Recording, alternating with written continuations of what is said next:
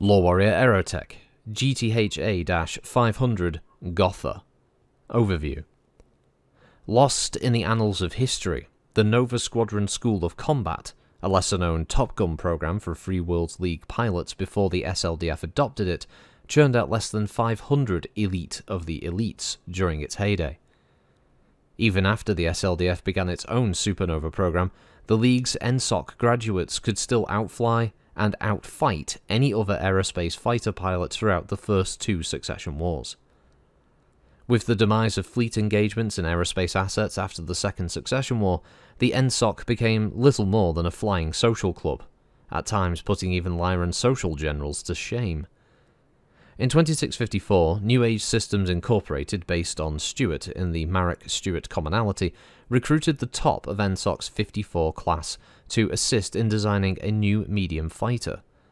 The fighter, originally commissioned for the SLDF, was also envisioned as a mainstay for the League Navy. By the end of a grueling 3-year study in which 2 pilots were killed in accidents, NASI had excellent prototypes to showcase visiting SLDF brass. All 3 prototypes were based on the same airframe model dubbed the Gotha. The SLDF used the Gotha extensively for naval patrols and fleet defense units. Not to be outdone, the Free Worlds League Admiralty also picked up an extended contract for the GTHA-100 series, which quickly became a mainstay and favourite of League pilots. After the fall of the Star League, NASI nearly collapsed financially, as most of their assets and sources were tied to the SLDF. Allied Technologies, once a subsidiary of NASI, purchased the controlling percentage of the failing company and completely rebuilt it. Unfortunately, the Gotha line was discontinued once the League contract was finished, thanks to corporate politics. The Gotha then was reintroduced to the marketplace in 3019, when Allied restarted the line following a massive corporate restructure. Maintaining a modest output, though with standard armour for several decades, the company was approached by the Word of Blake representatives in 3064, and an exclusivity contract negotiated for several hundred Gotha fighters. The understanding was that these would be the mainstay of the newly built Thera-class carriers. The contract was mostly fulfilled when most of the League Navy disappeared at the opening of the Jihad. Capabilities. Built around a hardy airframe, each Gotha series fits a predefined role. Because the engine mount is easily removed from the top of the fuselage, it's possible to alter any Gotha into any configuration. The average turnaround time for any configuration change is roughly 2 weeks, as each engine and energy weapon replacement requires a complete recalibration. Deployment. A common sight amongst the Free World League aerospace forces, the Gotha has become the most popular medium fighter in any of the League's provinces. Most Gothas identified outside of the League are usually battlefield salvage or spoils of war, though NASI and subsequently Allied have done limited production runs for foreign clients. Most recently, Allied did complete a small order of 50 new GTHA 600s for an agent who is suspected to be a Diamond Shark merchant. Variants. The most common Gotha is the 100 series, known for its mediocre engine but wide weapon variety.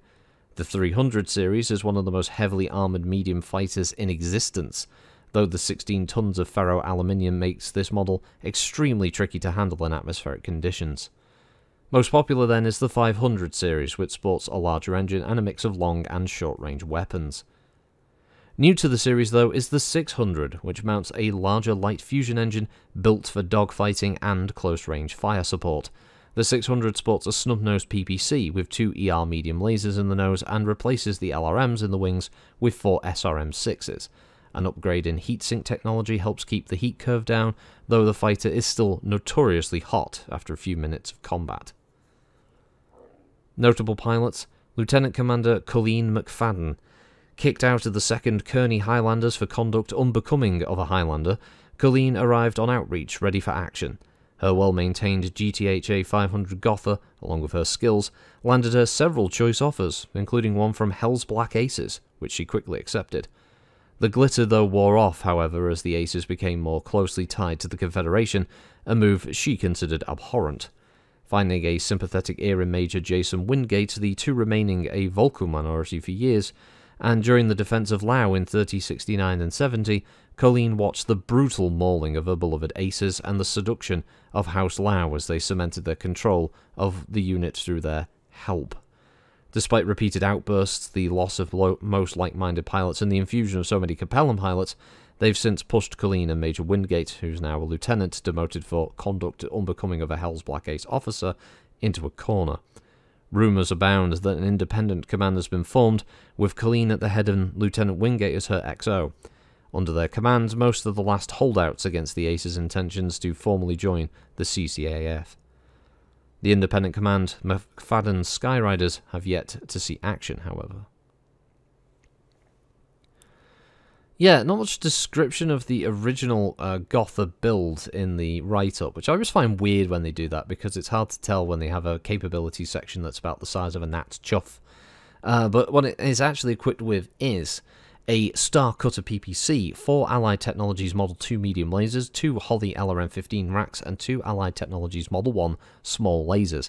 It's actually, it's this weight naming thing which is always a bit confusing. This is a medium fighter, but it's 60 ton, so as far as Mexicans, it's a heavy. Its frame is a Sorian 2.5 with a power plant of a Pitban 180 fusion engine, manufactured by Allied Technologies, primarily on Stuart. Communication system is a Comstat 500 ATM, targeting and tracking system provided by Ringo Plant 88 Mark II. The Gotha is a pretty cool looking fighter. It's actually one of the ones that looks more believable, I guess, as an actual airframe rather than some of the others that you see throughout Battletech's history. Aerospace has always been a bit of a mixed bag, really. Consistent design is not one of the things they always went for, though at least that created some interesting sci-fi designs. Some of them cool, some of them a bit quirky, some of them just downright ugly. But yeah, the Gotha is one of those mainstay. It's an old Star League fighter, as it says, been around for a long time. The updated artwork from TRO 3050 upgrade, which is where I got this from, is a lot nicer than the original, but still, it's a nice looking fighter, as I said. I like the broad mix of weapon systems available on the craft as well, and yeah, it's the kind of thing that I could see using quite a lot if there ever was an aerospace game for Battletech. I mean, here's hoping, right? But thanks for listening, everybody. I'll catch you all next time, and we'll see you again. So yeah, have a good one. Bye bye, bye bye bye bye now, bye.